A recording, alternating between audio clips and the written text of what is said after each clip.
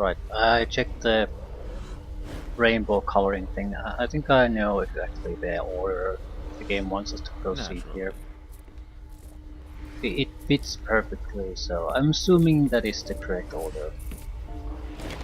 We need to go back and forth basically with this. Dull sphere of silverish metal.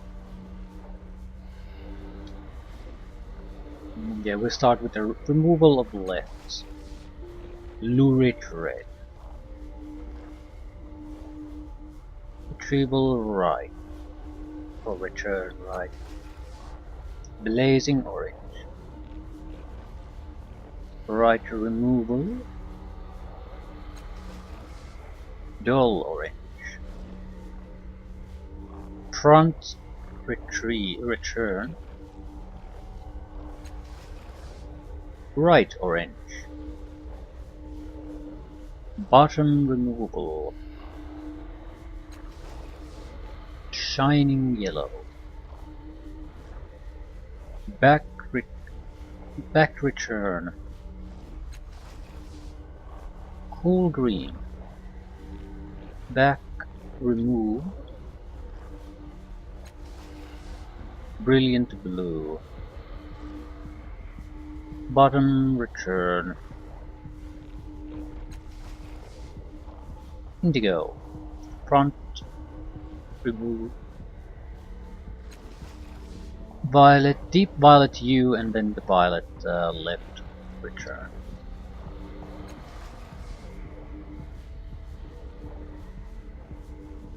Except nothing really happens.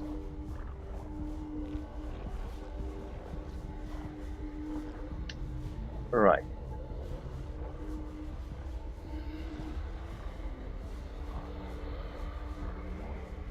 Maybe it's different in the order of the violets.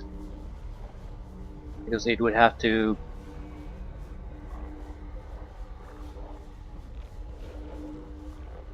I'm basically ordering it in the red, blazing orange, dull orange, maybe bright orange, yellow, green, bright blue, indigo, deep violet hue, and deep violet. Maybe deep violet hue comes last. There's also a question mark on what order do the oranges come from. I'm assuming it's red and blazing orange. Bright orange, I think it's a shift toward yellow. Blazing orange would be a shift toward red. I mean, yeah. Dull orange in between. Blazing orange and bright orange could shift places, but I don't think that fits all that well. Indigo has to be before the violets. And we do start with red. So, yeah, I don't see how this could really change all that much.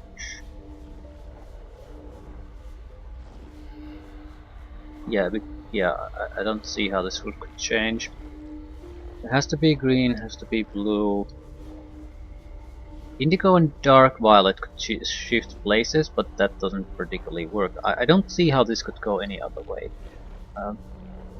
So what is wrong with here? If I had to say that there's something odd about this, is that why are there so many orange colors?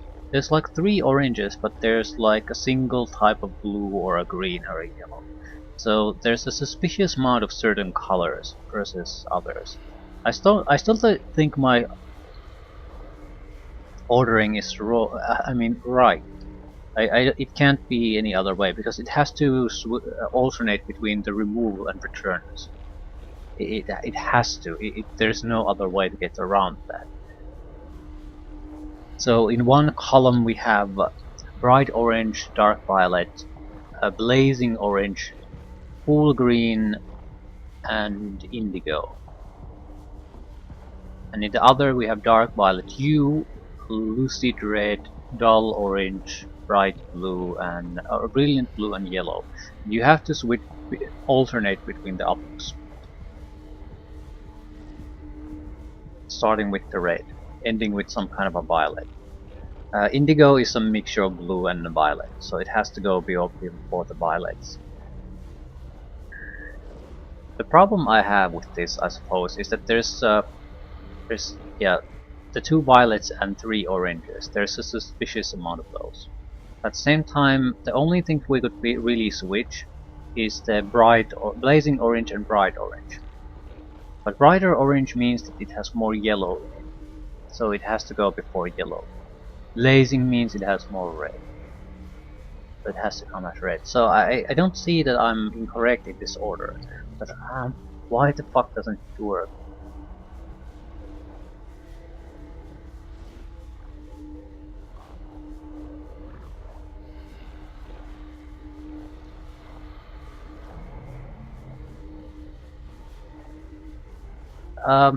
Maybe I can remove it now. Yeah, there's one removal left. I returned it with my last one, but now I should be able to remove it, right?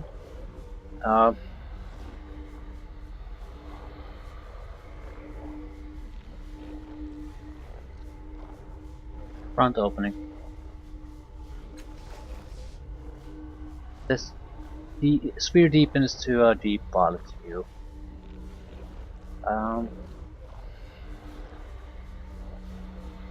I took the deep violet for this. Yeah, that doesn't work. Indigo is there, deep violet hue is there. Yeah, but I can't take the fucking sphere. I mean, there's no option to take the sphere. There's just the entire device, but that doesn't work. It's the sphere that we want to get rid of, or maybe.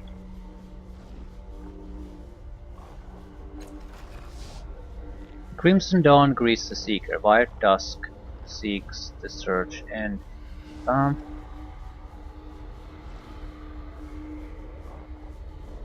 maybe I can get rid of the device if the no. Maybe I can move the device if I do the order correct.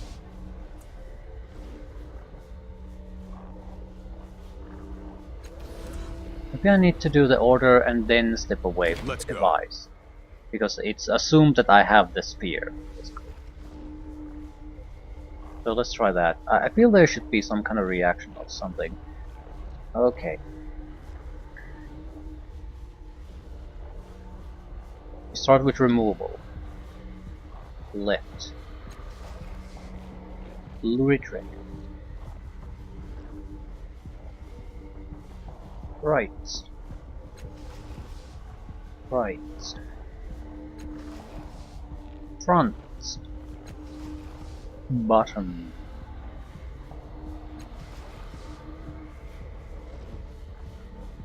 Back.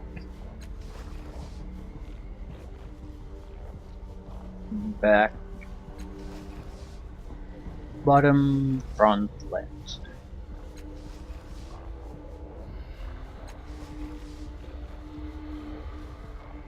Right, leave the device. As you step away from the device, the sphere dulls to its original silver. But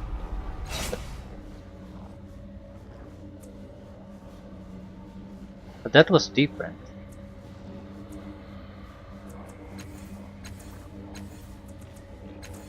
That was different when it. I'm going. Okay, let's say if we fail that. I now leave the device alone. Yeah, as you step away from the device, the sphere disappears, immediately reappearing within the frame. But now it said the sphere. Yeah, I think the order is exactly right. But what then? Okay, we'll do this one more time.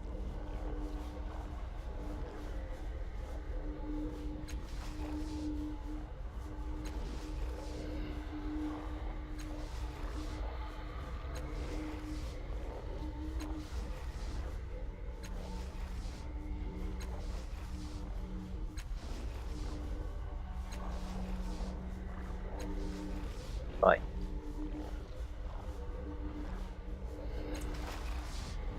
You step away from the device, the Spear dulls to its original silver.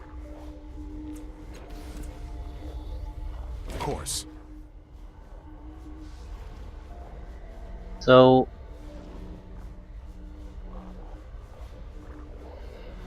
it's certainly something. It differs from the other results, but it's not quite right. Let me try something else. There's 1, 2, 3, 4, 5, 6, 7, 8, 9, 10 steps. So what if I choose the wrong steps? But I choose all the options anyway. So like front twice, left twice, right twice, that sort of thing. But I want to know if the end result is the same as with the correct order.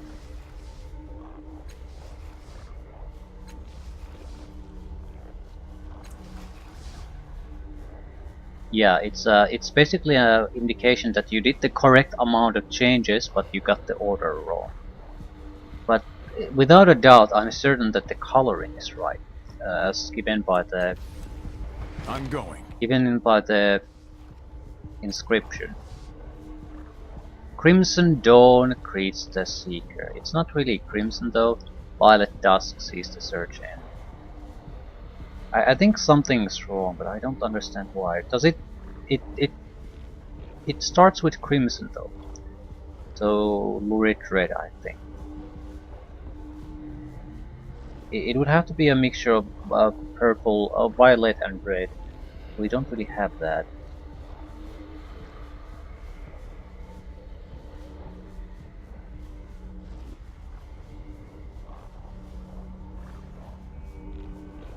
It's not yeah, something's I don't get it. Something just fucking doesn't really work.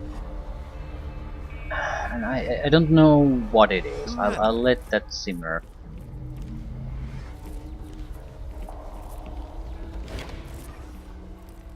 Rubbing his temples with grease-stained fingers, the tall priest nods at you. Up. I met an Aeon priest named Belezar. He's up to something in Circus Minor, but he wouldn't tell me what it was. Is he still there? Min seems genuinely surprised. I was hoping he'd given up, run off, and we'd never see him again. No, I don't really mean that. Well, maybe a little. That boy has been obsessed with biomechanical monsters for as long as I've known him. Now a real one has fallen into his lap. He's trying to get himself a physical sample like thing. Tell you what, if you see him again, you can say that I've sent you to give him a hand. That'll bring him around. And God knows he needs whatever help he can get. He's brilliant with the books. He shakes his head, but not much else. Tell me about the Order of Truth. Good question. He chews his lip for a moment, framing his words. We live on the surface of a vast labyrinth of layered ruins, packed with relics and artifacts, windows into the past. Some people are content to find them, use them, and sell them. But not the Order of Truth, not the Aeon Priests. We want to understand the Numenera, study them, point at them and argue about them. Now, in the West, the Order of Truth is much bigger than this little enclave. It's a vast organization led by the Amber Pope. Out there, our words turn the heads of kings. Around here, we occasionally get discounts on equipment from local vendors and a free cup of tea. Not that I'm complaining. How did the chapter of the Order of Truth end up out here? Okay, that's long loading period. It was founded 300 years ago by a Bargellan nano named Dibiatiku. And we saw him in our mind maze. That's his statue outside. He governed, or you could say ruled, the Order with more force than you see in traditional chapters. He set us up in this spire, handpicked new members, and chose them for particular projects of his design. We're not quite what that organized these days, for better or worse. Leaders are chosen by consent of the other priests and priestesses, and they don't have a say in what everyone works on. They just deal with the politics and the paperwork so that everyone else can focus on their ruinous side projects and hideously dangerous experiments. He flashes a grin. Which is to say, I'm the leader because I'm the only one who admits we need to eat. Hmm.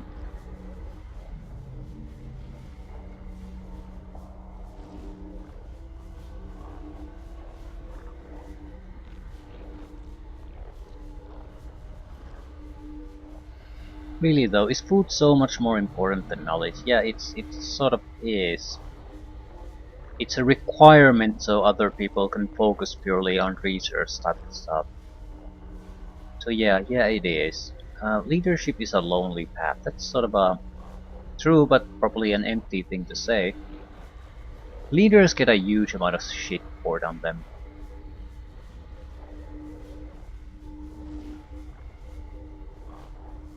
You sound awfully dismissive of your colleagues' work. Envious is the word. I have a few insane theories I've been waiting to test out for years. The outside world just refuses to go away. The slave families, for some reason, aren't interested in funding wild, endless experimentation. They like results, especially weaponizable ones. So I review their requests, deflect the crazier ones, and convince my colleagues to work for a living occasionally. He nods at a nearby machine. We also create the levies that guard the city, though that's seen more as a responsibility than a favor these days.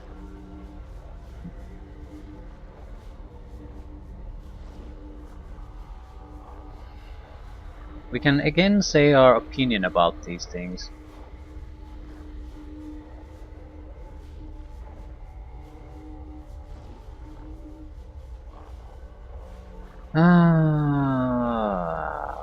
It's a shame the order has to earn its keep in the city. I don't know if that's a shame. Everyone else has too. Citizens have to give up 1 year of their life and so forth. So they're looking for everyone to contribute some way to the city.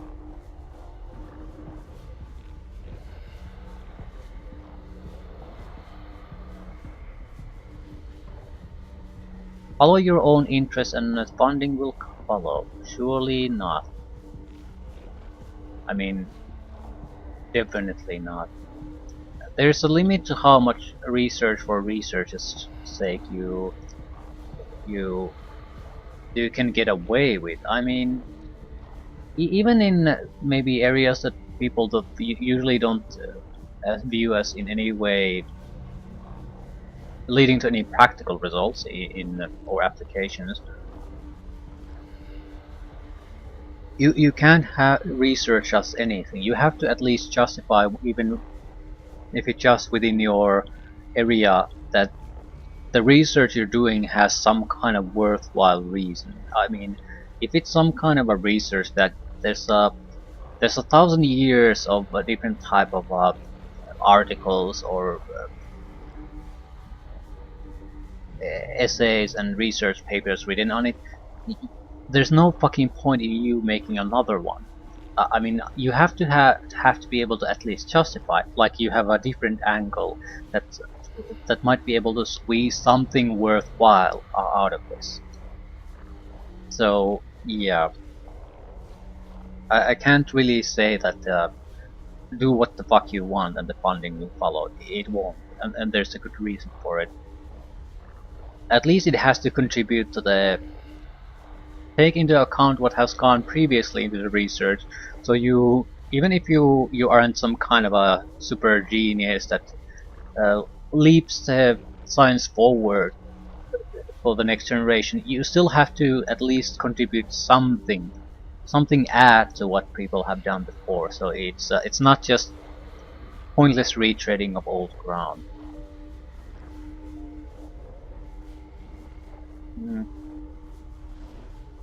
I suppose it's good to see Sega's make scholars live in the real world. I agree with you on some days. Others, I'd rather be chasing crazy theory. It's not a, it's not about one or the other. But you can't ignore real world totally. What else do you want to know about the Order? Um, how long have you been in this fire? Well, it's not actually a building, first of all, he says, grinning. And neither is neither is Council Tower. Take a closer look when you get a chance. They're ships. We think they were used to explore the void between the stars long before Segas was founded. He rubs his chin. They may be millions of years old, in fact. Now, of course, they're almost completely sealed in rock. The only other part you can see up close are the engines down in the underbelly. The city uses them to forge fires and energy sources. He raises a finger. Actually, that's not the only part. We use some of the lower decks for storage, but you can't see those. Very secret.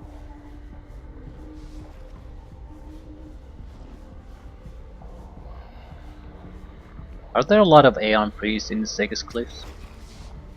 Yes, but they're not strictly here, he says. Some are out on digs or various expeditions. We only have a few Aeon priests in the city right now. There's Sully Mary, who I mentioned before. Belazar studies biomechanical life forms. Ort Feng is an expert in inexplicable and malicious architecture and should be back soon. He pauses, taking his fingers and furrowing his brow. And Nerf, of course, a visitant who's developed an interest in all forms of reproduction. It isn't one of us, and I don't think it wants to be, but we gave it space to work on its projects. Don't go over unless you've invented a way to scrub your memory clean. Oh, and also Lang Uring, of course. He's been educated in the Order, but he's still looking for a discovery that will make him an Aeon priest.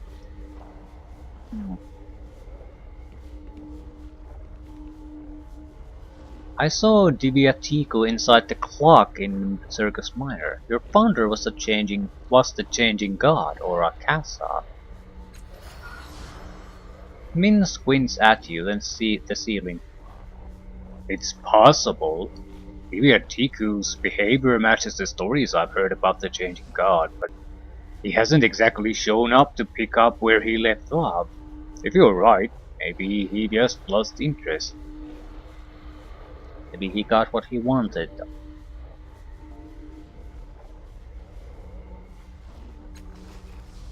Anything new? Tell me more about your work. He says, shaking his head. It's a big question, even on the best days. I specialize in mechanical Numenera, intelligent or not, but I haven't had much time to research since I started managing our branch of the Order. Can I ask you more questions about mechanical Numenera? I would be incredibly grateful if you did. Every other conversation I have revolves around how I'm ruining the Order or not doing enough to save the Order. He rubs his forehead with the back of his calloused hands. Please ask me about wires and blinking lights. Tell me about the machine behind you. It makes levies, the guardians of Segas.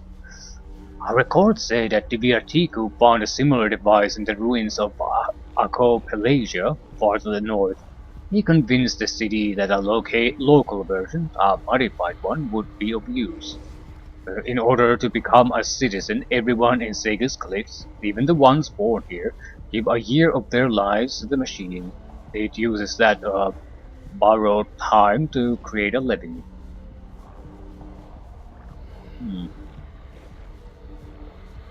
What if someone only has 1 year to live? Would they die the second they entered the machine? No, they never die in the machine, but it catches up with them a few days later. That doesn't happen very often. Sometimes I think the machine actually saves them, prevents them from meeting whatever fate was in store, but not always. At any rate, the levies created by the machine are nearly identical and they only last a year. After that, they quietly return to the machine and dissolve into... His hands grip the air, trying to frame the words grey gunk. It's incredibly unpleasant to watch, but they don't seem to mind. Fascinating. It is, and nothing is wasted. We just use the same gunk for the next levy. Frowns. Good thing too, I have no idea how to make more gunk. Anyway, that's the machine. Any other questions?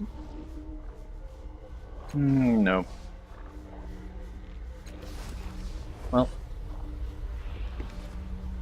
Sally Mary is about the chamber. We need to talk to him. Lang Uring was not a priest, and Snurf was something about reproduction. That's our options. Fair enough. Let's deal with the main problem first. What exactly do you want me to do? Back so soon, she says, raising an eyebrow. You're far more dependable than Adan ever was. In some ways, at least. Hey, let's talk about that favor you want. Of course. She draws your attention to a map of the Reef of Fallen Worlds on her workstation and taps a gilded, ornate structure not far from the dome containing the resonance chamber. This is the Anoic Lazaret. Anechoic Lazaret. It has been hopelessly sealed since the dawn of the Ninth World until I managed it in a week or two. It was quite simple once you figured out the trick. I've been slipping in and out at nights, investigating the technology within, taking notes. Then, more recently, I discovered that the structure was sealed again. Maybe you...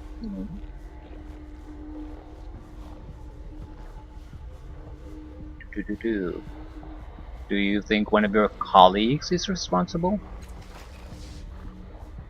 I doubt it. First of all, I haven't told them. The Order has been trying to open the lazaret for centuries, and I want it to myself for now. She rolls her eyes. Secondly, my colleagues are nosy and somewhat competitive in a charmingly amateurish fashion, but none of them have the stones for an out-and-out treachery. I believe someone tramped inside with no regard for the dangers and managed to trigger a failsafe that resealed the structure. He flicks a strand of hair from her eyes. I need someone to reopen the lazaret and, she waves a vague hand, handle whatever nonsense the trespassers have stirred up in their wake. Why me? Simple. You're a Kasab. All of you were made to be useful in some way or another. All of you are, at the minimum, competent. In short, you're better than any of the draft I have at hand. Besides, I can reopen the structure. The concern is what's waiting for me inside. He holds your gaze for a moment to make sure you understand. I want you to deal with whatever's gone wrong in there so I can resume my work. Needless to say, I would also prefer the structure in an undamaged state as I left it. So how the fuck do I manage that? Go in there, clear the place out of all probable dangers, but don't damage anything, right? She smooths her robes. Well, there it is. Will you help? Sure. It's not like I have... I'm somewhat interested in seeing the place myself, for one, and Sally Mary seems to know about the chamber, so... Yes. I'll remember that. Excellent, she says briskly, but relief flashes across her face. She hands you a metallic stalk with flower-like ridges along its length and a mechanical eye at one end. This, as you likely know, is the eye of a Mlox. and how I originally accessed the structure. The fact that the Lazaret recognizes this organ as an authorized user implies that its builders were machine intelligences, maybe a machine civilization, from before the dawn of the Ninth World. He smiles, brushing off her hands. Well, on your way. Do match your step in the reef. It can be quite dangerous. Please, Sally Mary, Oro says, edging in beside you. Give me another chance. I can handle this.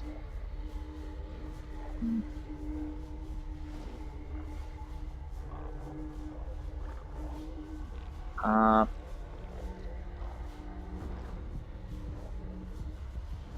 I'd rather not work. Okay, let him try. Don't work with amateurs or say nothing. In some ways, I feel it's between Koro and Sally Mary.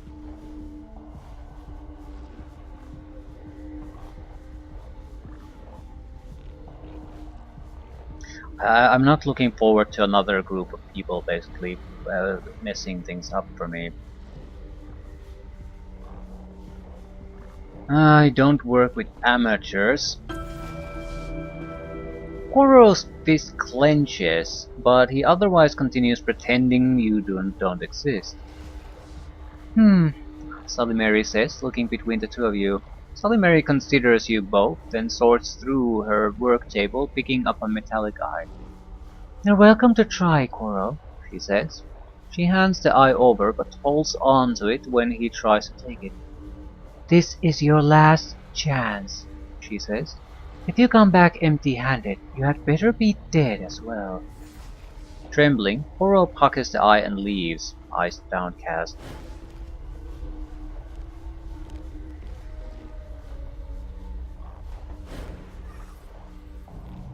Sally Mary watches him go and sighs. He's going to fail, of course. It's what he does best. Let's talk about the anechoic lazarette. Oh, what is it? What is it, anyway? I'm not quite ready to issue definitive answers on that topic. I suspect it was once a place of healing or quarantine for machine intelligences. Even if I'm wrong, this is the find of many, many lifetimes. Few remnants of the prior world are ever so intact. What do you know about the interior? Is it dangerous? It wasn't, she says. But since I suspect someone or something got trapped inside, be careful and try to avoid breaking anything. So yeah, how the... well, I suppose if it's nothing related to... If the thread is not anything about the structure itself or systems, then basically clean it out of living beings, maybe. Yeah, gravel.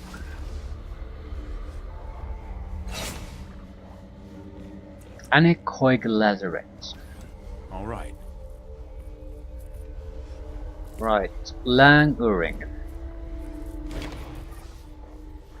The thin young man smiles hesitantly as you approach. You notice a small metallic ovoid protruding from his skull, nearly hidden by his disheveled hair.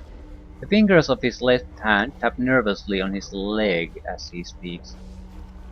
I'm not a real priest yet, he blurts, then blushes. If that's what you were thinking. Usually visitors only talk to me because they think I'm a priest, but I'm still a novice. He plucks at the threadbare spot on his robes. What's that implant on your forehead? It's not just on my forehead. Not just the skin, I mean. It's bonded with my skull. He blinks at you a few times before he realized he hasn't answered your question. It keeps me awake and alert. I don't get tired until it runs out of power. And what powers it? Dreams. The scarier ones, the better. Right, nightmares, basically. Right. What's your area of study? What? He says, blinking, straightening. You want to know what I'm working on? Are you sure? Uh, why? Is it particularly complicated? I don't think so. But people usually get impatient or angry or they laugh. But I'll tell you if you really want to know. Sure. I'm designing an intelligence, but not the normal kind. Not just metal or with a dependent intelligence rigging system. No, it's larger than that. Stronger. Man himself seems to be getting stronger, rising as he speaks. You hadn't noticed before, but he's actually taller than you. The idea is this: an intelligence that can find, test, identify, and fully understand Numenera. We can unlock the secrets of lost civilizations. His eyes are gleaming now, and he raises a trembling fist. Do you understand? If we do this, we can break the chains binding us to the past and turn them into reins to which, with which to steer the future. Um,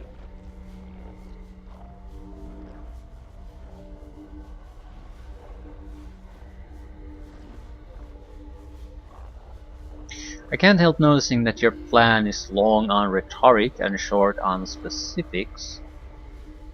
Do I want to criticize him? He already seems to be very unsure about himself. Would be useful, no one would get hurt by the Numenera, right? Wouldn't having a machine testing the Numenera take all the fun out of playing it? Okay. I can't help noticing that your plan is long on rhetoric and short on specifics. I have a plan, he says defensively, dropping his righteous fist.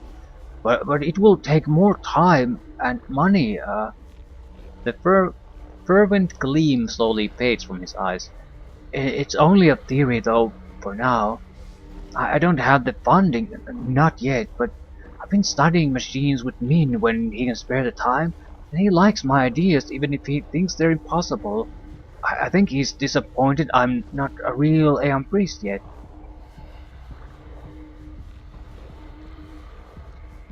Well, impossible seems a bit harsh.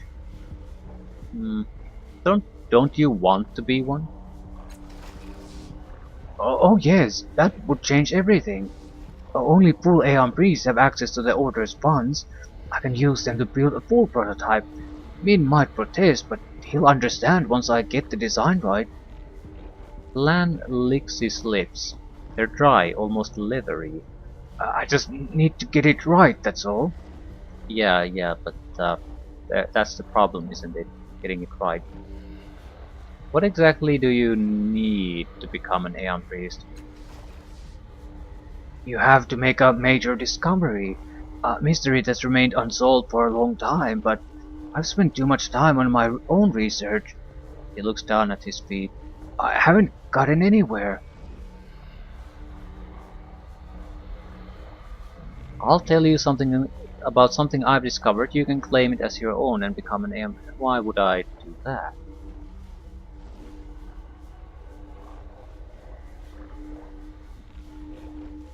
Yeah, that I can see that being an act of kindness in a way, but that's I don't think that would basically be in any way a good thing. If anything, it would mean that incompetent people would get to be Aeon priests and do research. I mean, if he has what it takes to be an Aeon priest, he'll end up there eventually through his own actions. If he can't, then I shouldn't be getting him in there in the first place. So I don't feel too comfortable about this. Farewell. I don't care too much about it at the same time, so I'm not ruling it out entirely. Okay. Let's talk about the reproduction of various creatures. Slouched before you is a figure clad in a dusty, unremarkable robe. Loose folds of rough cloth shift to reveal a vaguely humanoid form with elongated facial features and two elaborate biomechanical arms. You can't help but notice the size, the shape, and even the number of its digits changing as it tinkers with a bizarre-looking device on the table. It glances up at you. Its eyes are on the size of your palms. Its eyes are the size of your palms. You realize it is a visitant, a being from another world. "Greetings, fellow sentient," it says, nodding with studied respect. "I will be with you in a moment." Its mechanical fingers contract and dance independently over the surface of the device before it, adjusting and tightening. "There, I am Snurf, Quest of the Order of Truth. What brings you to my workshop?" Didn't quite catch your name. How do you pronounce it? Ah, you are hearing a brief elision in my name, correct? A majority of the component syllables are untranslatable or beyond human ranges of hearing. I will try to approximate them. It draws in a deep breath. Snella Narga, with a brief poem about the ambient temperature of dust in moonlight here. The word that describes the color similar to blue. Right. I prefer the name your people here. My name is all too common where I came from. Yeah, of course they are. Uh, those arms of yours are interesting. How do they function? I'm not quite sure, it says, raising them for your inspection. Extra digits whirl out of the mechanical palms in a somewhat nauseating wave and disappearing just as quickly. They seem to be as sentient as either of us, but obedient so long as I keep them busy. Otherwise they scramble about while I rest, touching things, picking locks, strangling the odd rodent. I force them to take up knitting. Right. Wandering hands. Tell me about yourself. Your curiosity honors me, it says, inclining its head. I came through the bloom from another world. To be absolutely honest, I was exiled for inadvertent sacrilege and perversion. Yeah, inadvertent. I would imagine that you are curious about my people's reproductive processes at this point, it adds placidly. I would happily describe them. Yeah.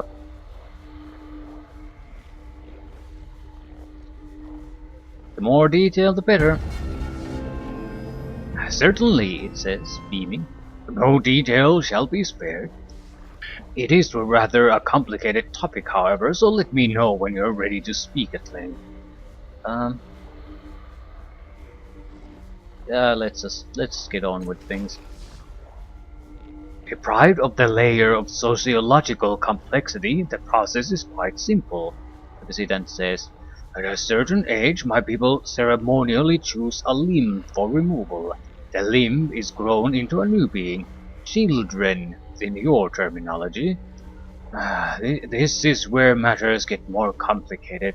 The selected part relegates the child to a caste. Arm children become laborers, leg children become warriors, and head children, due to the sacrifice implied in their creation, become leaders.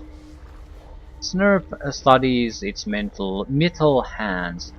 As I suggested, the limbs we surrender do not grow back. In fact, those who replace their limbs insult their children and sin against their people. Right, this is where your biomechanical arms come in, I'd imagine. You are correct. Unfortunately, I surrendered my arms to create my children. They grew to maturity and joined me in my study of various void-born Numenera. For a time we were happy. Then I discovered a melted humanoid figurine. I didn't know more than glance at its folded arms before it opened its eyes. That is the last thing I remember. I awoke with the arms you see now. My children, thinking I had disowned them, disowned me. But my people were even less merciful.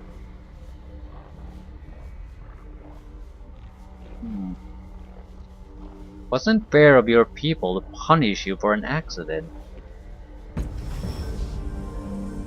I'm not sure it was, the president says carefully. My work was difficult at best when I lacked arms. Perhaps that artifact heard my frustration and sought to ease it. A moment of weakness can cost us so much. At least I have found other ways to make my mind off the loss of my family and my people. It was only when I began visiting other worlds that I learned that most species do not reproduce by severing their limbs. The discovery fascinated me, and so I began cataloging the various methods of procreation found throughout the void. It was only when I found my way to Sega's cliffs, by the way of the bloom, that I was offered a place to work here in the Order of Truth. And there you have it, the visitant says, folding its mechanical arms.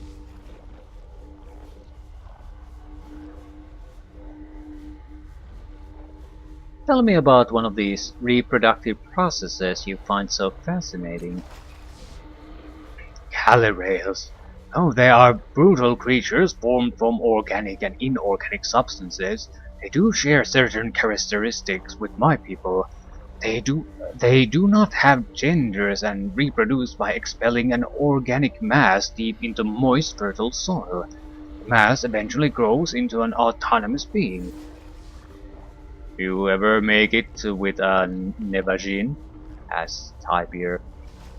I think you misunderstood, Snurp says severely. I don't engage in intercourse with the various creatures I study. I did once, Tybeer continues airily, as if Snurp hadn't replied. At least I think I did. Both of us were very drunk. Right. Yeah, tell me about other reproductive processes. Flesh pops or skin swimmers are particularly interesting, if somewhat gruesome. The tiny parent painlessly invades the host organism, who does not notice the parasite until a painful, rigid swelling appears on their torso or neck. Once the host is drained of nutrients, the oil bursts, releasing a glistening flood of new-formed pups. We should retreat, he says in your ear. This visitant is filling my head with unwelcome images. Right, tell me more.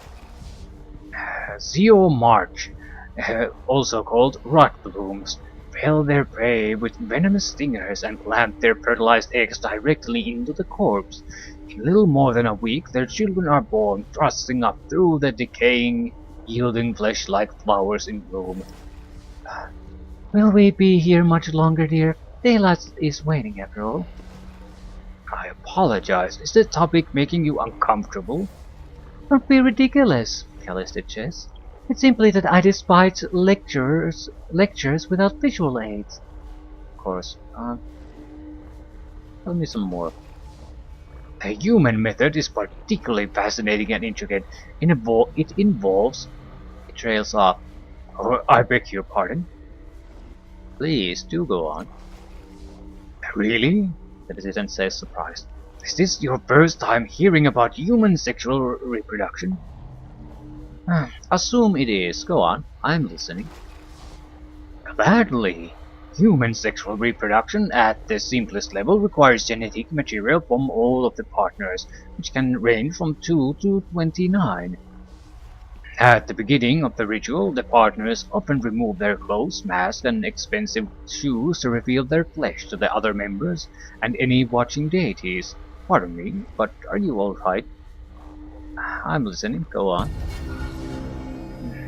Of course, as I was saying, once the clothing and accessories have been successfully discarded, intercourse can begin. With a mighty cry, the dominant participant exposes their abdomen, and all other members of the coital cluster prepare themselves for supreme pleasure. I have inadequate information on the next portion, but I'm told that penetration occurs. My subjects were somewhat vague on what was penetrating what. At any rate, once all the partners are satisfied, they conclude the sex act with a firm handshake. Between the two of us, I believe that most of that information was fabricated as a joke at my expense. Fortunately, I have been invited to observe human mating ritual next week. I look forward to adjusting my data. Next week, Tiberius says, perking up. I'm going to that one too. I'll keep an eye out for you. He's hesitant and grins. Unless I'm blindfolded, of course. You'll have to find some other way to let me know you're there. I shall endeavor to do so, the visitant says politely, making a note on his pad. Uh,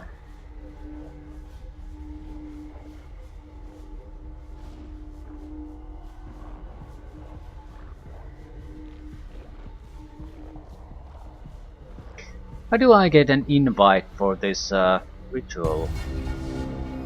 No idea, Tiberius says cheerfully. Couldn't even tell you how I got invited in the first one, and that was months ago.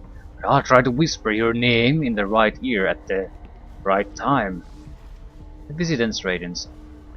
I'm delighted to have assisted you in finding mating partners. Is there anything else you wish to discuss?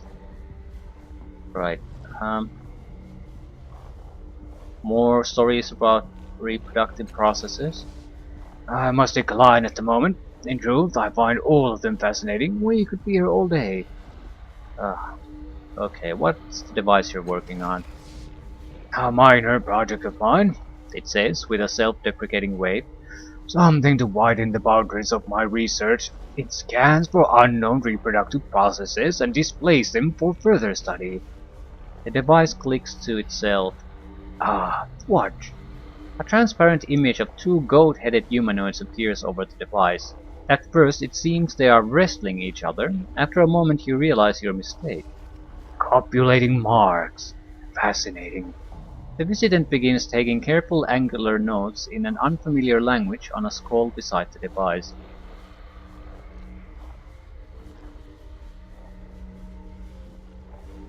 You're going to be rich. You invented porn again, apparently. What? No, the device itself will not be for sale. I'm writing a book, however. Okay. Right, so this didn't lead to anywhere. But if we need any help on reproductive processes, we know where to come. Right. At least we have a quest or two.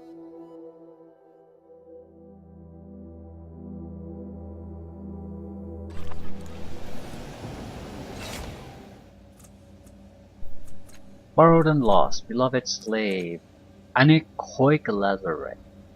Maybe we should start to mosey toward that direction. No telling how long the actual quest is, but it's a separate location, so it could be quite lengthy.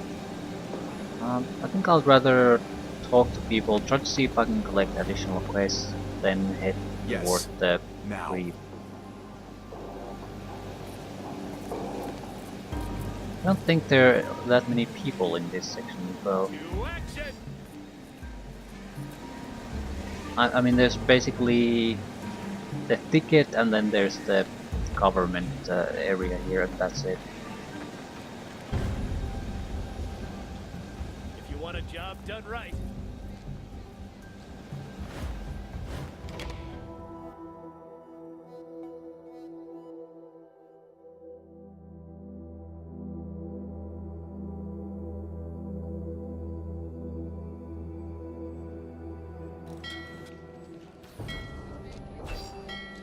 Caravanserai. And we needed to keep an eye out on ways to die. Something that doesn't obliterate the corpse entirely.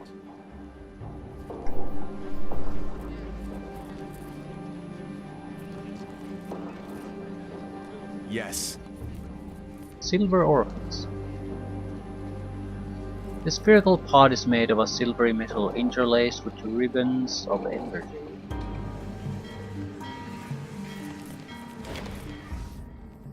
Two silver humanoids stand near a small vehicle of indeterminate origin. Their skin is a reflective metallic sheen that makes them appear both a part of and separate from the scenery around them. As you approach, both of them turn to face you. They have no mouths, and their eyes are a fathomless black, reflecting nothing. The name for the creature rises from memory: Silver Orphans. May not be the name by which they know themselves, but it's the name used by the Order of Truth. The silver orphans turn to stare at each other for several moments, then the one on the right gestures at you in a complicated pattern. Seeing your confusion, the one on the left kneels, using a foreshortened finger to trace lines and circles in the dust at your feet. Ripples radiate from a point, first a square, and then a human eye, then an unrecognizable mass of interconnected dots. The silver orphan looks up at you, waiting your reply. Quick fingers and okay, copy the drawing in an attempt to no, we need to interpret it. Yeah. Success. You stare at the drawing following the lines and shapes with your eyes. There, a wave of words. And there, the human eye, still recognizable amid the dots and lines that surround it. Behind the eye, the square, and something familiar, like a tool you once held in your hands. Like the resolution of meaningless noise into the refrain of a beloved song, you suddenly know what it is the silver orphans seek. Machine intelligences, however or wherever they may be concealed. The orphans watch impassively as you reach this realization. Then the one on the right holds out a hand in a request for information. So I'll let you know if I find any machine intelligences. Okay.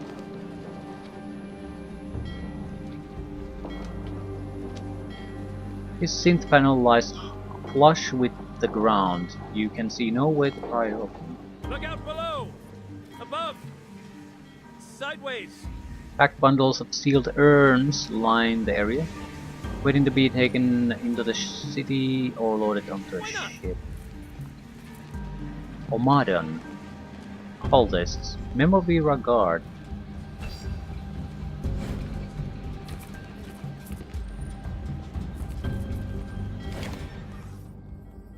A man in a brigandine coat stands in front of the heavy wooden door gate. His arms are crossed, his feet firmly planted. You got business with the Memovira? Who is the Memovira?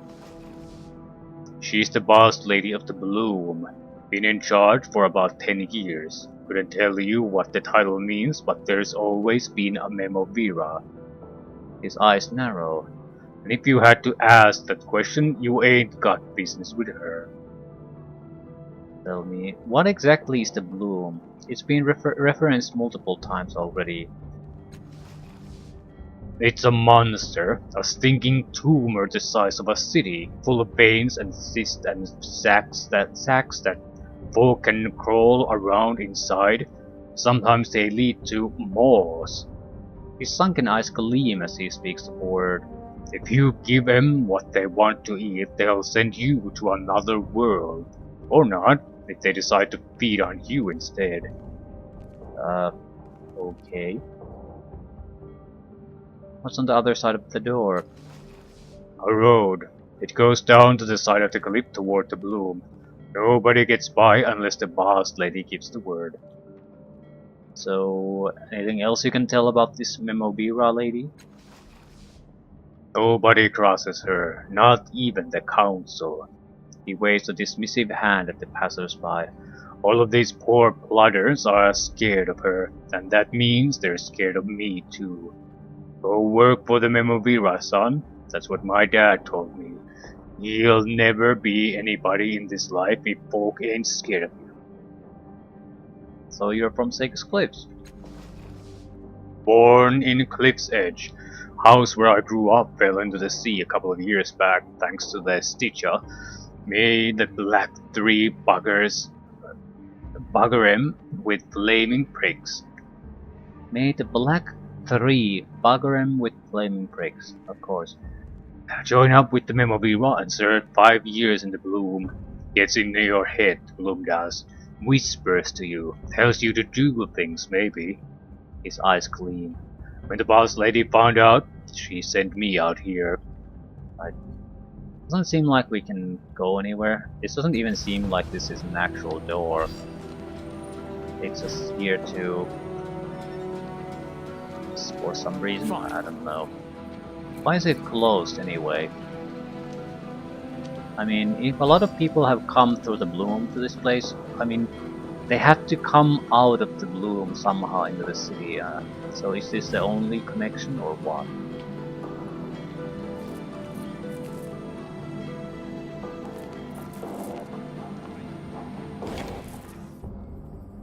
Three robed figures stand here, staring at the skies for ships or watching the entrance of the caravans arrive for new visitors. He sees you coming and he elbows his companions. They turn and bow in unison. "Revered one," their leader says, "we had heard of your arrival in the city and we thank you for this honor. We believe great things are in store for you." Tell me about yourself. "We are the servants of your creator, revered one, the one who brought us to your incarnation. He cheats death and changes the course of history. He's the savior of humanity and we seek to emulate his ways." So what are you doing here? "We look for your creator, revered one, and the coming and goings of other cast-offs like you. Since this is a major travel hub, we have hope, in vain, it is generally true, to see your kind come through, and why, here you are. I'd like to see you." I'm looking for a cast-off Matkina. "Revered one, I wish I could help, I do, but I have heard nothing of your sister for some time." Fair enough.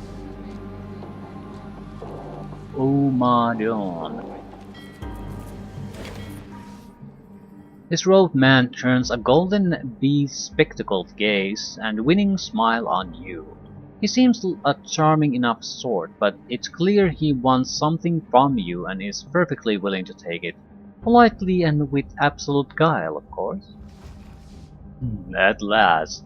Someone who looks like they can see further than their nose. These exquisites are as observant as the rocks." He clasps his hands together, pleading, "Please tell me you've seen a beautiful girl with purple hair. Her name is Persea. She is my beloved, but she suffers from a madness that causes her to fear everything. She can't stop running from imagined dangers, and I've been chasing her for, years now, trying to catch her and cure her before she hurts herself. I'll remember that. I recently dragged her here to Sega's Cliffs, but none of these blind fools can remember seeing her, even though I believe she stayed here for a time." He grips your arm. "Let me give you a description so you will know her. She is heartbreakingly beautiful and wears winged hair combs that float around her head, constantly changing the arrangement of her purple hair. Please, if you see her or hear a word from her, return and tell me. My name is Omadon, and I can be most generous." Can you give me more details on Persea's appearance? "As I said, she is hauntingly beautiful, with purple hair that floats around her head on winged combs. Her speech may seem confused, so pay no mind to what she says. It's only her madness talking. Once she is returned to me, I will be able to cure her." Yeah, this isn't suspicious in any way, is it? What sort of things will Persea say when she's raving? I'll remember that. "Almost anything, but one of her more persistent delusions is that I'm her enemy. Nothing could be further from the truth.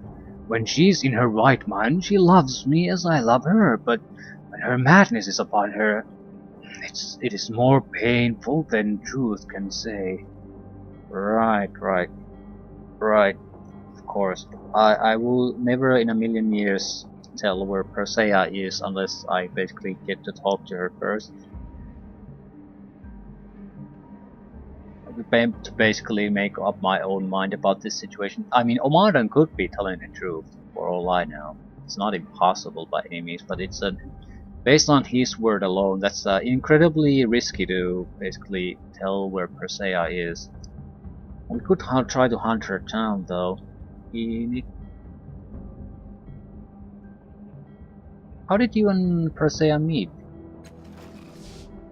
We were at the same grave in the Valley of Dead Heroes, a mutual friend. And in sharing stories of our love for that friend, we found that we were kindred spirits and decided we did not want to part when we left the valley. He smiles wistfully. Odd that a place of death could give birth to something so beautiful and undying. Right. What caused Persea to go mad? He frowns thoughtfully. It is, I believe, some trauma associated with her birth or early life. We found that it could be overcome with love and care and certain medications, but even then some lapses occur. It was during the last of these that Persea vanished. I have been on her trail ever since. Yeah, you are so fucking full of shit. The problem with his story is that it has that certain level of vagueness that you have when you try to tell lies. Everything has an explanation, but it's very lacking in specifics. How do you hope to cure Persea's madness? With love, yeah, fuck you with love. But also with certain ancient techniques I have learned in my years of study for the cooling and untwisting of fevered and knotted minds. I'm positive that once I'm able to isolate her from the corrupting distractions of the world, we'll be able to restore her to her true self. Yeah, this is so fucking fishy of a story that... Have you seen her? I mean, they are keeping an eye on this place, they should have seen her. Have you seen a beautiful purple-haired woman in the area recently? I'm not sure, beloved vessel, he says, touching the chin with a thoughtful finger. Perhaps I saw a woman matching your description disembarking from an airship not long ago, but I can't say for certain. I do not know where she went, but travelers from afar often stay at the Tranquillities Inn. Well, that's good enough for me. Tranquillities Rest. Yes. Makes sense to me. Devices near the head of this bed move to match the current time of day, shading the eyes of their occupants.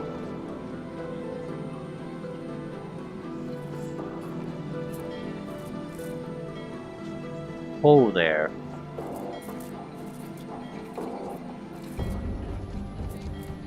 Aren't you from around here, are you?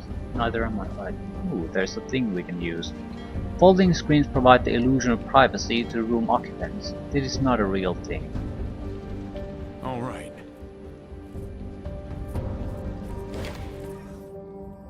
Beside the bed is a handsome and well-made night table with a single drawer. A large open book sits on top of it. Examine the book. Pages of the book are made of thick vellum, and it appears to be an atlas of the region. The book is open to a map that depicts the city of Sagus Cliffs, a valley of dead heroes nearby, a range of mountains to the north, labeled the Ossifagan Range, and a circular desert farther to the east marked as the Lost Sea.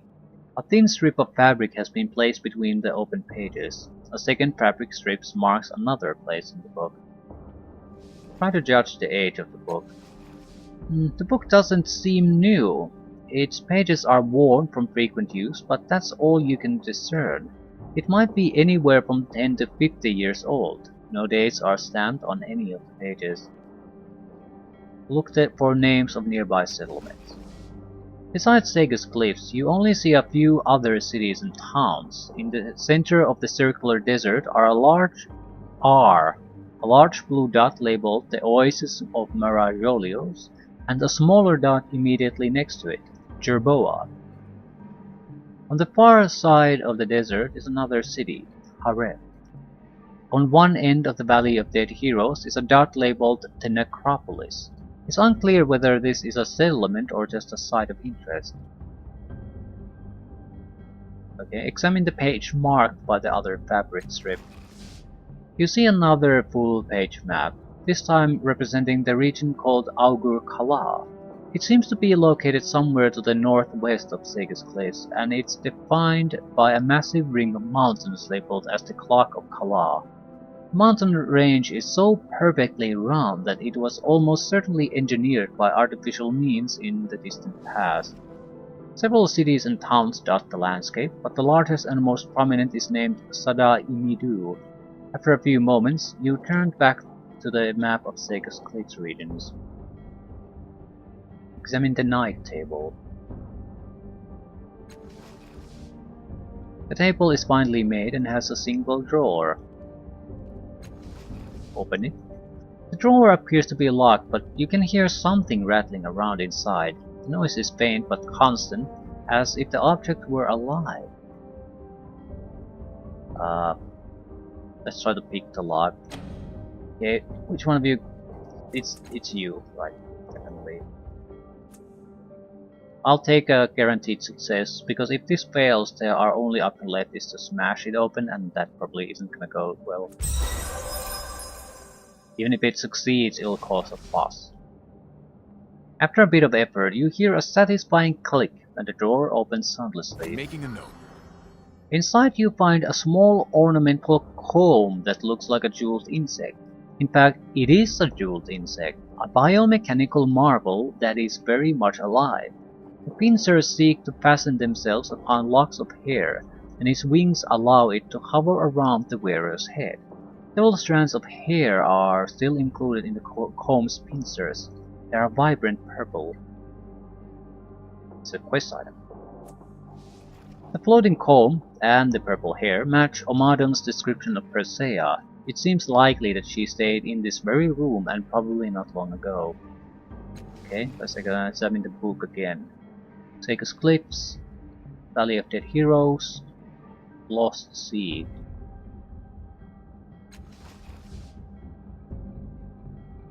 Right. Then it may be an indication where she's going.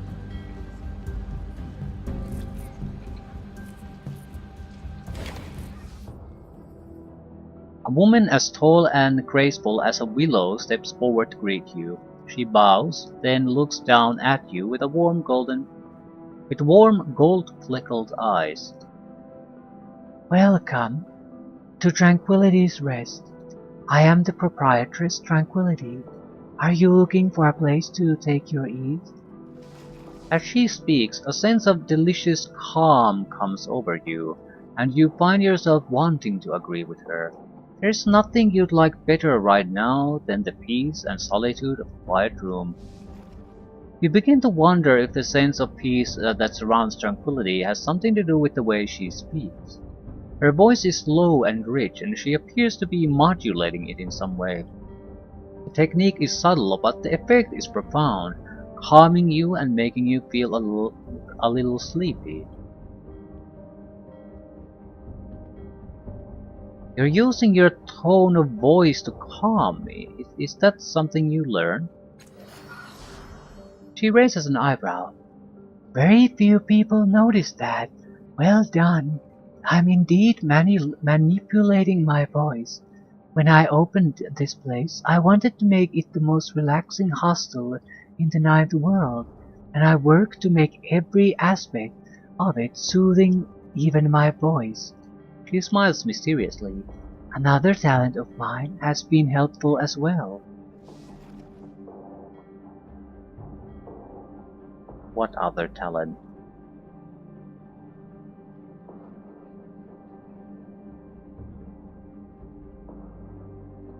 Forgive me for asking, but are you human? She laughs melodiously. No need for apologies. Given my height, it is a natural question. I am indeed human, a human mutant, and fortunate to live in Sega's Cliffs, where that is not a crime. There are very few places in this world where someone like me would even be allowed to clean a hostel, let alone own one. Tell me about Tranquility's Rest. It is the most peaceful inn in Sega's Cliffs, with the most beautiful views. All rooms face outward, so the bustle of the caravanserai is invisible and inaudible. All you see is the sky and sea, and the roofs of the city far below you, and all you hear is the breeze. I am the sole owner, and I have been offering solitude, security, and discretion to travelers for 20 years. You will never have as sound a night's sleep as you will when you stay here. Hmm.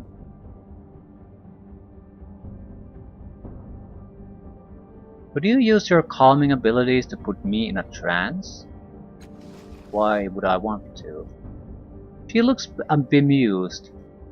No one has ever asked me something like this before. She shakes her head. As interesting as a proposition as it is, I must refuse for fear of some complication or retaliation for the same.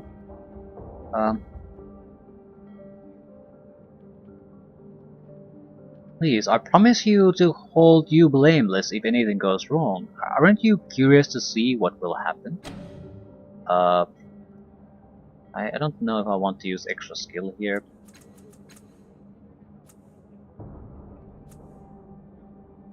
I suppose I have the most points to waste, so... What exactly am I going with this? She hesitates and nods. Well, very well. As long as you are willing to absolve me from the blame, I will do it. She reaches out to you. No. Now take my hands and close your eyes. As you take her hands, a scent like baking bread and honey overwhelms you, and she begins to sing in a soft but resonant contralto. The melody fills your head, making it heavy with slumber, so that your chin drops to your chest. You feel like you are being lowered gently into a warm bath. The water glosses over your head, but there is no fear of drowning. You have returned to the womb, where all is comforting darkness and the steady pulse of a beating heart.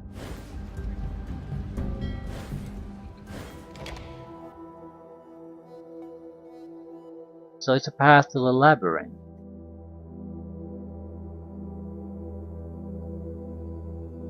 I wonder, can I go into this on my own?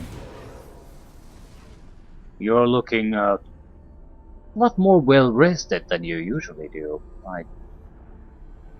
I'm not sure if I'm actually dead, but probably something very close to it at least, so I can enter the right. mine. Is there anything I can do here? Fine. No.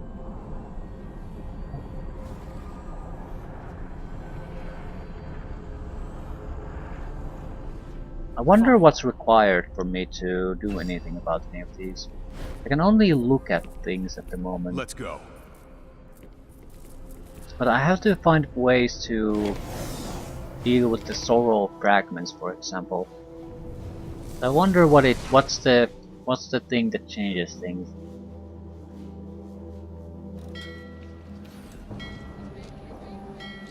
But we didn't rest. But it's a way to reach the mind maze without basically throwing our lives away. It doesn't seem to cost anything either. So this alone is a valuable point. Need to talk about the... Welcome back, friend. You have been missed. Callisto sniffs the air. There's more to this woman's charms than long legs and sweet words. She's giving off some kind of calming pheromone. Interesting. Right. Your perfume seems to contain some kind of pheromones. Are you manipulating me? She smiles faintly. If calming can be said to be manipulation, I suppose I am. But it is nothing more than that. I cannot control minds or influence thoughts. Like my voice, my scent seems to relax people. It's one of the reasons I believed opening a hostel might lead to success.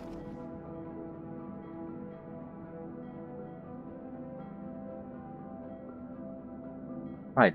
I found this hair comb in one of your rooms. Do you know who it belonged to? She shakes her head. I'm afraid not. We have many visitors here. It could have been any of them.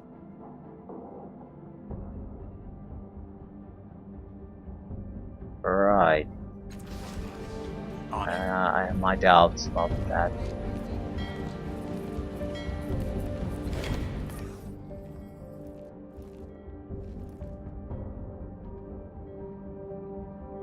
I found this comb in Tranquility's hostel. It has purple hair caught in it. Did it Perseus? Making a note.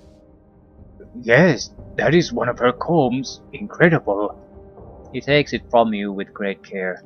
I knew that witch was lying to me. She told me that Persea had never stayed with her. Please go to Tranquility and ask her where Persea went. Maybe she'll tell you the truth. Hmm. I'd really would like to meet Persea.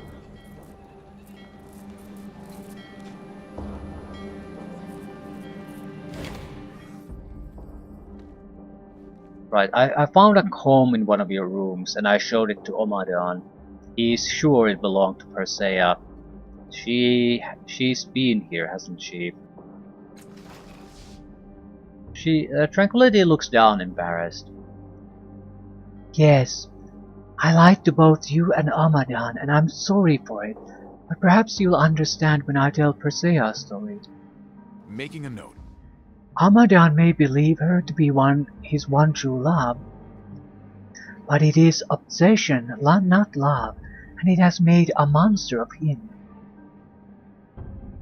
From what Persea told me, he found her corpse in a sepulchre in the Valley of Dead Heroes, perfectly preserved by ancient science, and fell in love with her beauty.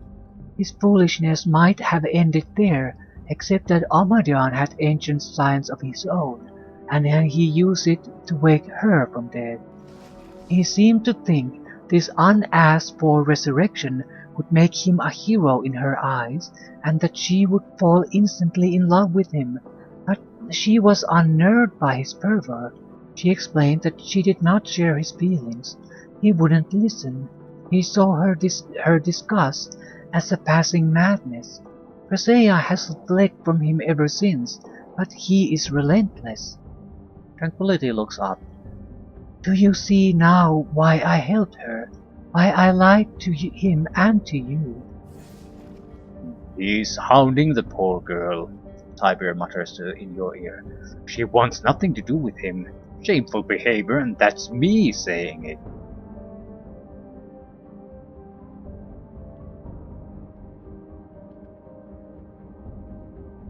Persea owes Amadan her life. Whatever else he's done, that should count for something.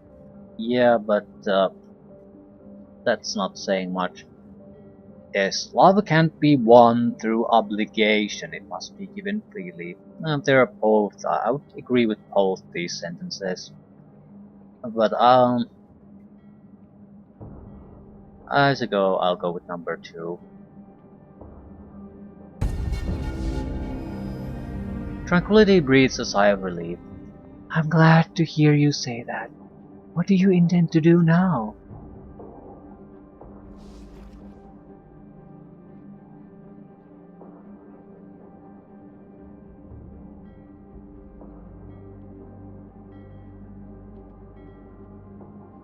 Put Amadan into a trance. That's risky. I don't even want to suggest that. I want to convince Amadan to stop following Persea. A noble course of action, though not an easy one, I fear. I wish you good luck.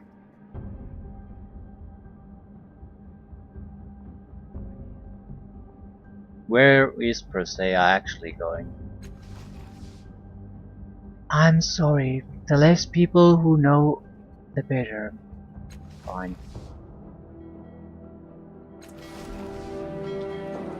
I suppose it doesn't matter what we do as long as we bring this to a solution.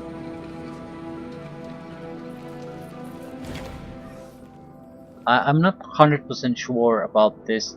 The thing is, I would really like to talk to Persea herself. Now I have 2 people who are not her giving conflicting stories. That's the basic problem. Persea, I don't know anything about Persea. She could have lied to Tranquility, for example. Or Tranquility could have, well, this is less likely, but Tranquility could have lied on her own for some reason, but I feel that's unlikely.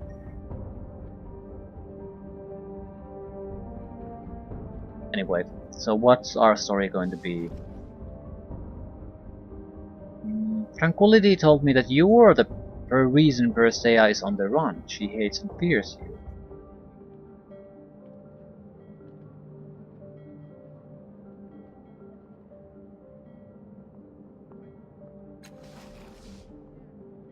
Hates me?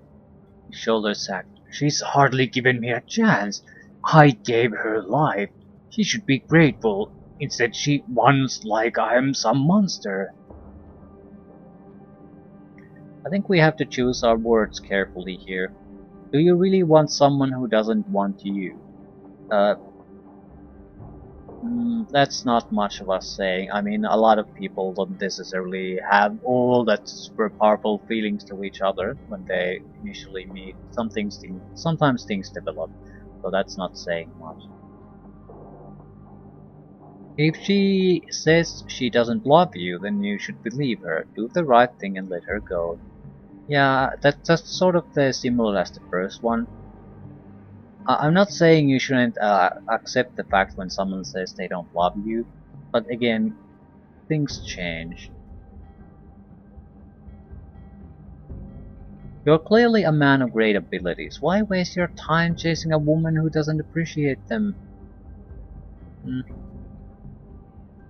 I'm sure you're right. Tranquility must be mistaken. I don't like any of our options really, but I don't know if there are perfectly good options here.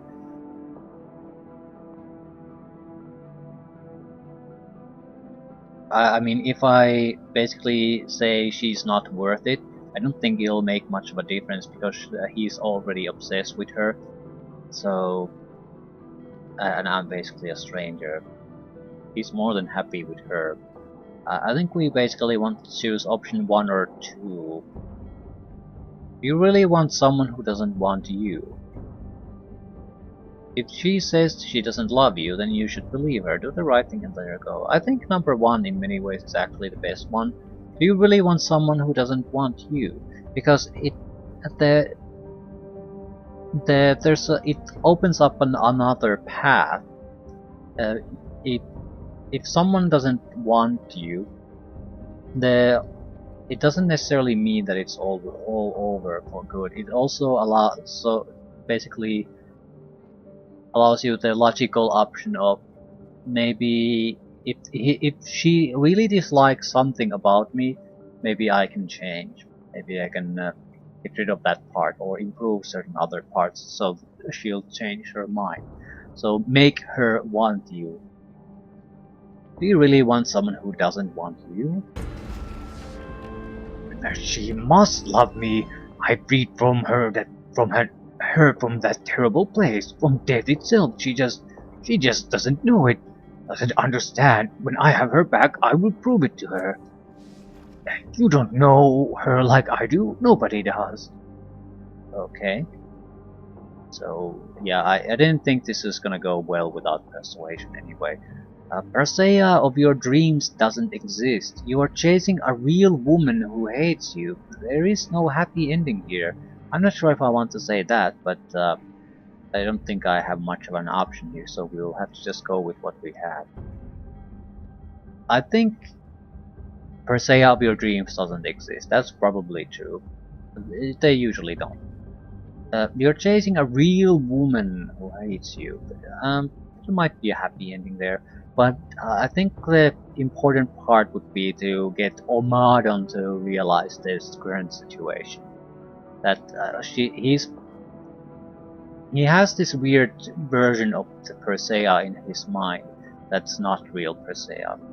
And this is not gonna work as long as he doesn't see Persea as a real person. The person she is. Then it might work. Get a little less obsessive maybe, that sort of thing. But we'll have to try it. Has to be you, can't be anyone else.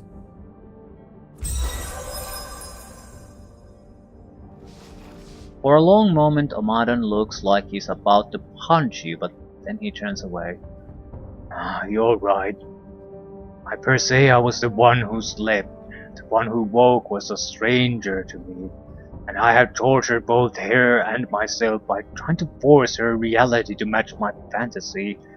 I have been a fool, or worse, a villain. She will not see me again. I'll remember that. 25 points. Don't kill yourself. It's not worth it. Right, we're nowhere near getting level up. More importantly though, I think I'll head back towards the reefs now. I'll inform Tranquility about what I did. If she cares. She doesn't. Oh, yes, she does.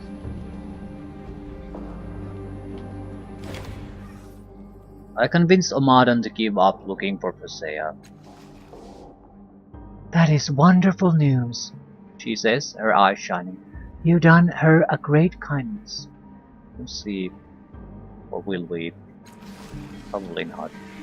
If you want a job done right, I was thinking about not doing this and maybe trying to find Let's Persea go. on my own. But I have no idea where I should begin searching for her.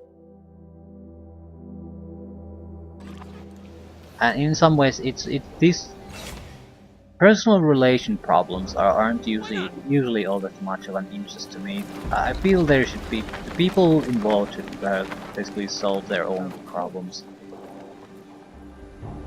So I'm just saying I'm not super involved in or invested in any particular result. As long as it gets a result, that's good enough for me.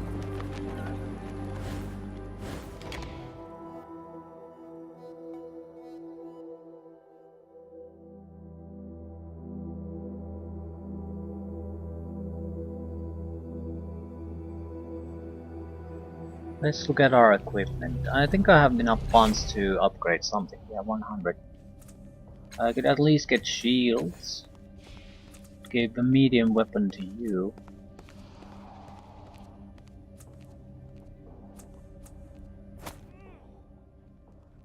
Three shields, maybe? Well, I can at least get 2, I'm pretty sure. happy to help. Yes. Not everyone needs to get a shield. I think if Eridis has a shield, that's good enough.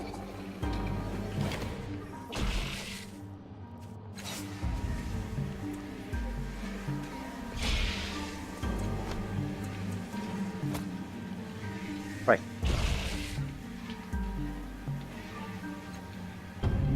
I'm thinking of buying shitty range weapons for people too.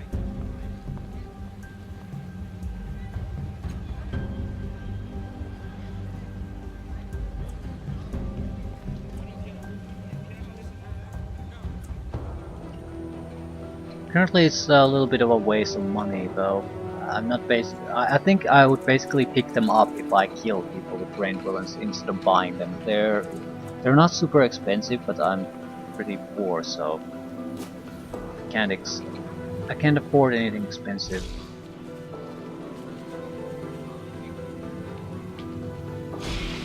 As you wish.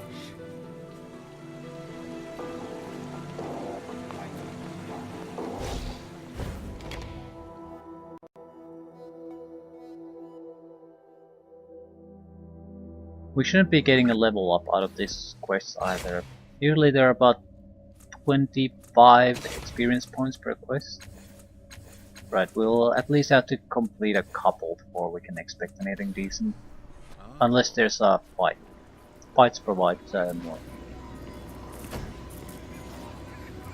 Absolutely.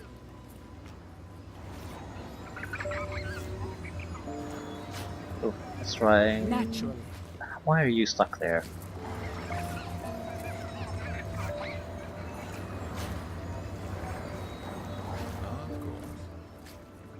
No idea.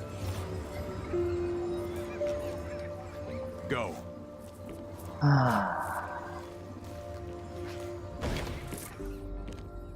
This metal door is thick, heavy, and unmarked by time. Yeah, we've done this before. Hold the metallic eye near the open aperture. The waving strands whip out, wrapping themselves around the eye. For a moment, the eye becomes to life, buzzing and whispering, getting warmer in your hand. The synth fibers make soft fluttering sounds in return. After a moment, they withdraw. The door slides open and you step into the chamber beyond.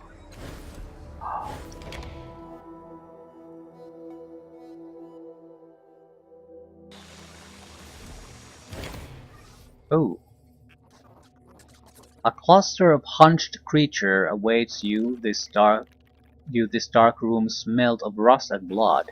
They are bird-like abhumans with chipped beaks, matted feathers, and filthy leather robes. It's not their appearance that reminds you who they are, it's the gritty static that fills your head, a side effect of the creature's telepathy. These are Murdens, cruel and cunning scavengers, and a fifth of their number lies dead on the ground, with great chunks torn out of its body. What an odd place to find Murdens, Hyper says, then shrugs. Oh well, at least killing them is good for your health. Good for the health, is it? It is. Well, of course, the things spread disease, or so I'm told.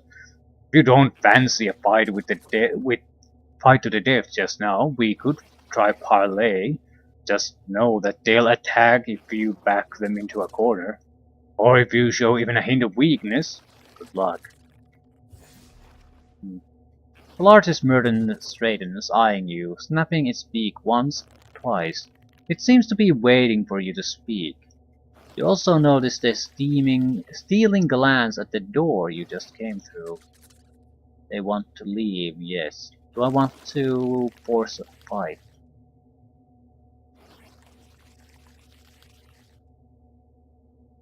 What happened to your dead friend?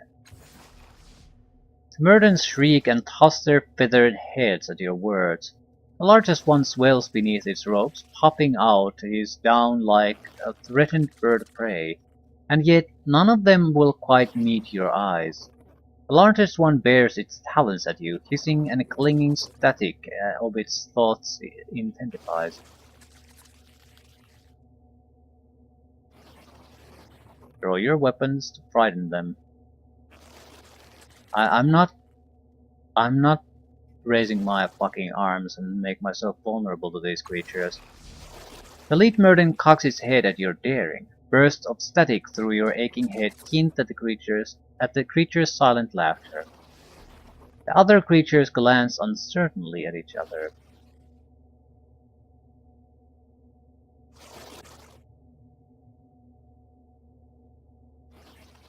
I'm not sure what to do. Because our point was to clear this place. Yeah, so if I just let them go, are they gonna come back and cause trouble?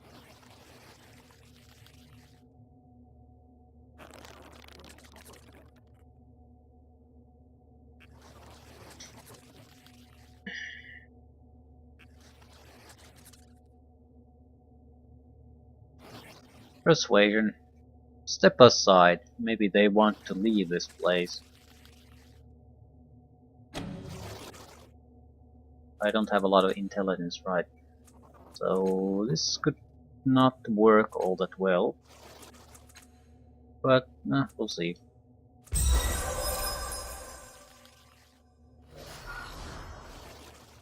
With sidling careful steps, the Murdens ease past you through the open door. Your eyes are drawn back to the half-eaten Murden on the ground. They must have been trapped in here for a long time.